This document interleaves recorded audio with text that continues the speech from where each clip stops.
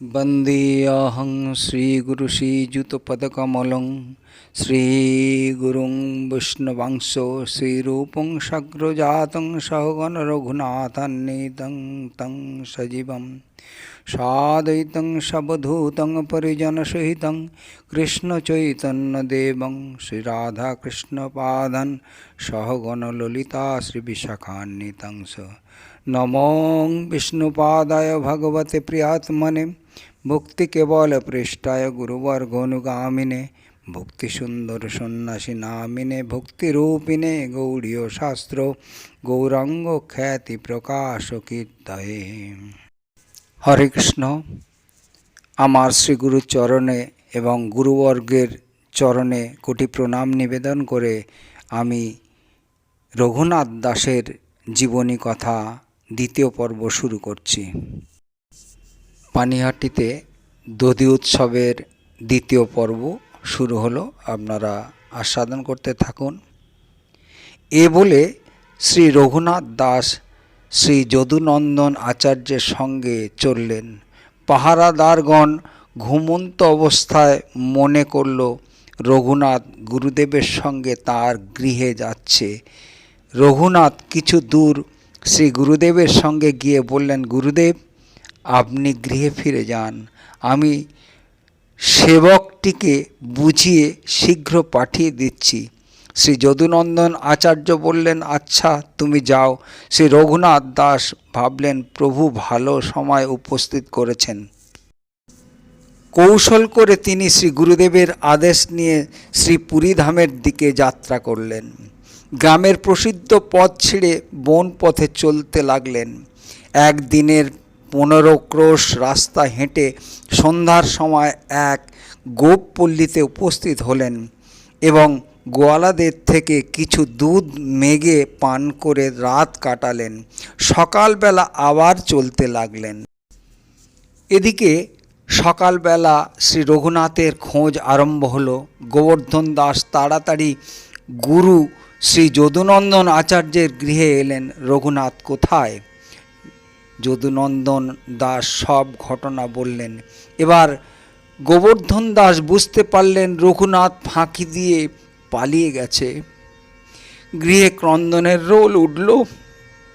तत्क्षणात् चारिदिके अनुसंधानेर जन्य लोकजन छुटल। बहु अनुसंधान करेও रघुनाथके पाওয়া गेल ना।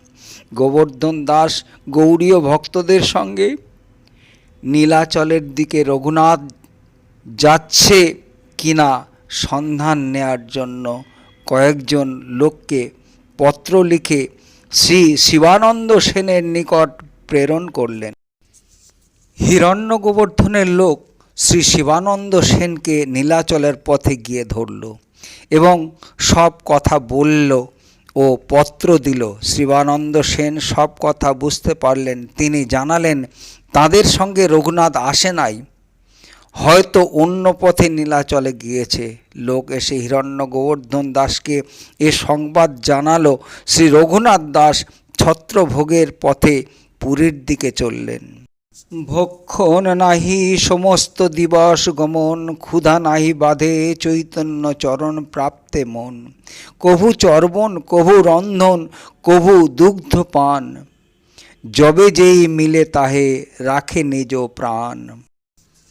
এভাবে এক মাস পথ 12 দিনে অতিক্রম করে পুরীতে পৌঁছলেন।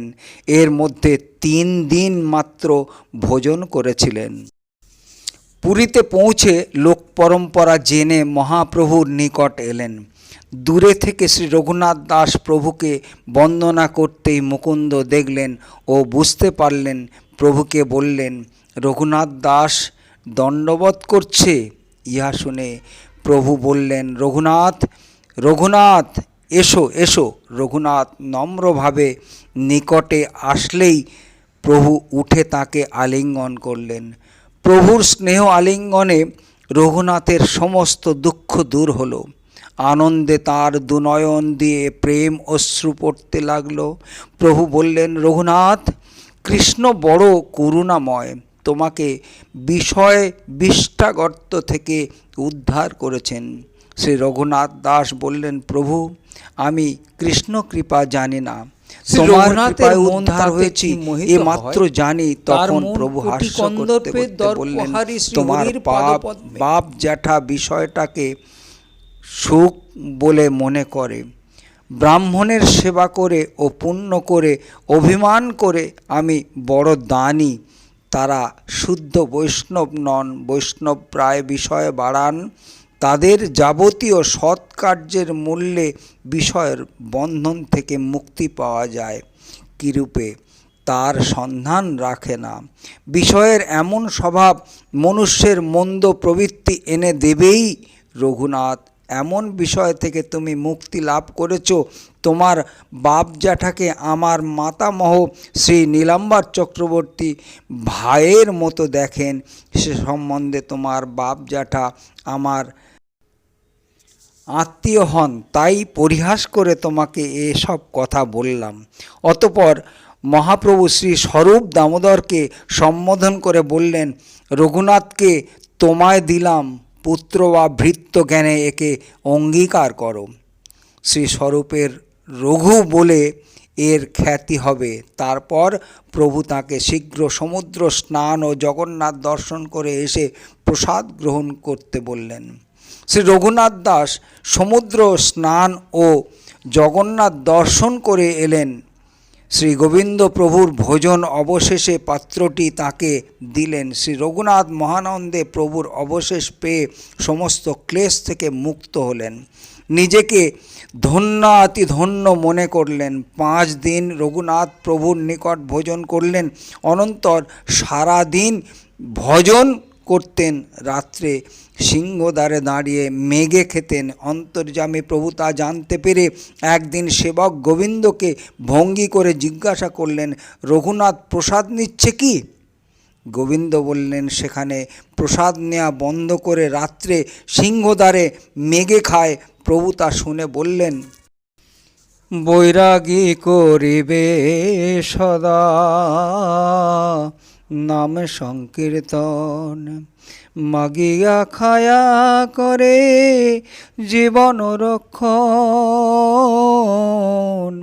বৈরাগী হইয়া যেবা করে পরাপেক্ষা, কার্যসিদ্ধি নহে কৃষ্ণ করে নয় উপেক্ষা, বৈরাগী হইয়া করে জিহ্বার লালস, পরমার্থ যায়ার হয় রসের বশ, বৈরাগীর কৃত্য সদা নাম সংকীর্তন, শাকপত্র মূল মূলে উদর ভরণ, জিহ্বার লালসে যেই ইতি উতিধায়, শিষ্ণদর পরায়ণ কৃষ্ণ নাহি পায়, কৃষ্ণ নাহি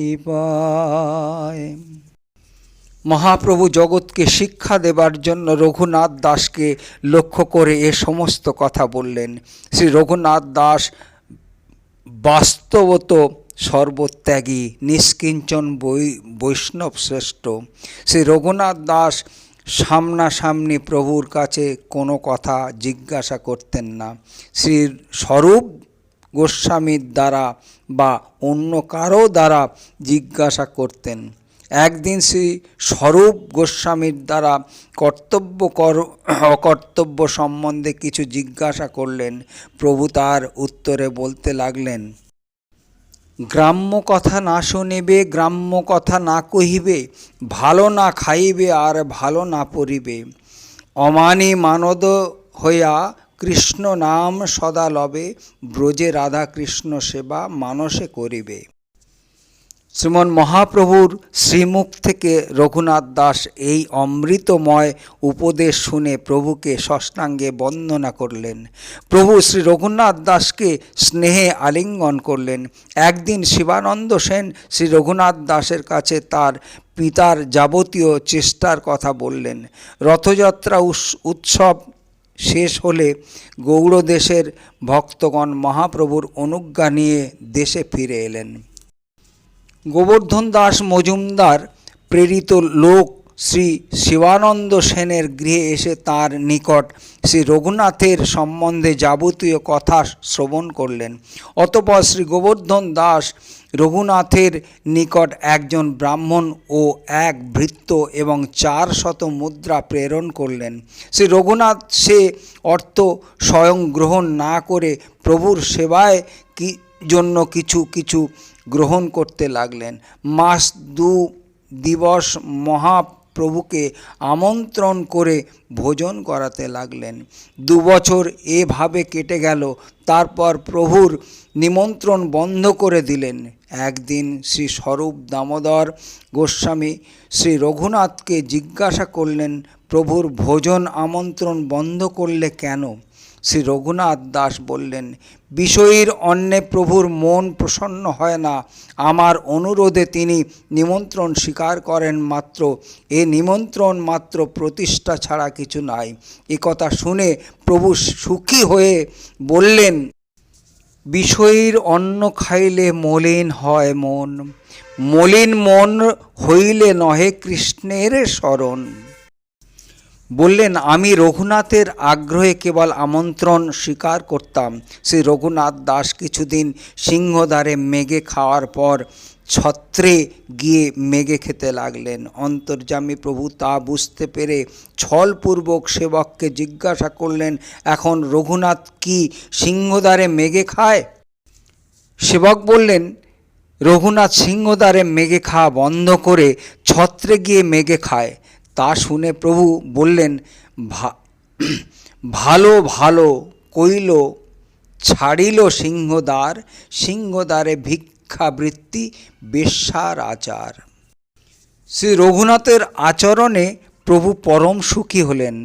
অন্য এক দিবস শ্রী রঘুনাথকে ডেকে প্রভু গোবর্ধন শিলা ও গুঞ্জামালা দিয়ে বললেন, প্রভু কহে, এই শিলা কৃষ্ণের বিগ্রহ, ইহার সেবা করো তুমি করিয়া আগ্রহ।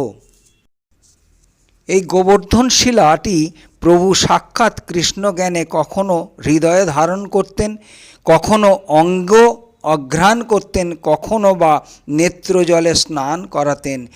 3 বছর প্রভু এই শিলা সেবার পর প্রিয় শ্রী রঘুনাথ দাসকে অর্পণ করলেন।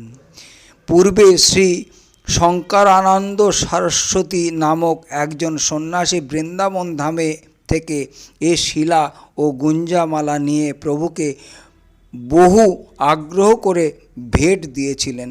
প্রভু স্মরণের সময় গুঞ্জামালাটি কণ্ঠে ধারণ করতেন। শ্রী রঘুনাথ দাস বললে, জল তুলসী দিয়ে এই গোবর্ধন শিলার সাত্ত্বিক সেবা করতে লাগলেন। শ্রী স্বরূপ দামোদর প্রভু জলের জন্য একটি কুঁজা দিলেন। শ্রী রঘুনাথ কিছুদিন এরূপ সাত্ত্বিক সেবা করতে থাকলেন। একদিন স্বরূপ দামোদর প্রভু বললেন, রঘুনাথ, গিরিধারীকে কমপক্ষে 8টি কড়ির খাজা সন্দেশ প্রদান করো। সেদিন থেকে শ্রী রঘুনাথ 8 কড়ির খাজা সন্দেশ গিরিধারীকে ভোগ দিতে লাগলেন। তিনি খুব নিয়মের সহিত ভজন করতেন। 7.5 প্রহর ভজন কীর্তনে অতিবাহিত করতেন। 4 দণ্ড মাত্র আহারের জন্য দিতেন। জীর্ণ বস্ত্র পরিধান করতেন। গাত্র আবরণ ছিল এক ছেঁড়া কাঁথা। শ্রী রঘুনাথ দাস গোস্বামী কিছুদিন ছত্রে মেঘে খাওয়ার পর তা বন্ধ করে বাজারে পরিত্যক্ত পচা অন্ন প্রসাদ এনে জলে ধুয়ে লবণ দিয়ে সে প্রসাদ গ্রহণ করতে লাগলেন। একদিন শ্রী স্বরূপ দামোদর প্রভু শ্রী রঘুনাথের ভজন কুটিরে এসে সেই প্রসাদ এক মুষ্টি মেঘে খেলেন। প্রভু তৃপ্তি পেলেন। তিনি মহাপ্রভুর কাছে এলেন এবং প্রভুর কাছে সে প্রসাদের স্বাদের কথা বললেন। তা শুনে রঘুনাথের সে প্রসাদের প্রতি প্রভুর মনে বড় লোভ হলো। একদিন গোপনে প্রভু শ্রী রঘুনাথের ভজন কুটিরে এসে সে অন্নপ্রসাদ গ্রহণ করতে লাগলেন। শ্রী রঘুনাথ দেখে হায় হায় করে ছুটে এলেন এবং প্রভুর হাত থেকে সে প্রসাদ কেড়ে নিয়ে বললেন, হে প্রভু, এসব আপনার খাবার যোগ্য নয়। প্রভু বললেন, খাসা বস্তু, খাও সবে, মরে না দেহ কেনে। প্রভুর শ্রীচরণে পড়ে শ্রী রঘুনাথ কাঁদতে লাগলেন। প্রভু বারবার রঘুনাথকে আলিঙ্গন করতে লাগলেন। শ্রী রঘুনাথের বৈরাগ্য দেখে প্রভু অন্তরে বড়ই সুখ লাভ করলেন। শ্রী রঘুনাথ দাস গোস্বামী প্রভুর করুণা ধারায় নিত্য স্নান করতে করতে যেন পরম সুখে প্রভুর শ্রীচরণে কালাতিপাত করতে লাগলেন।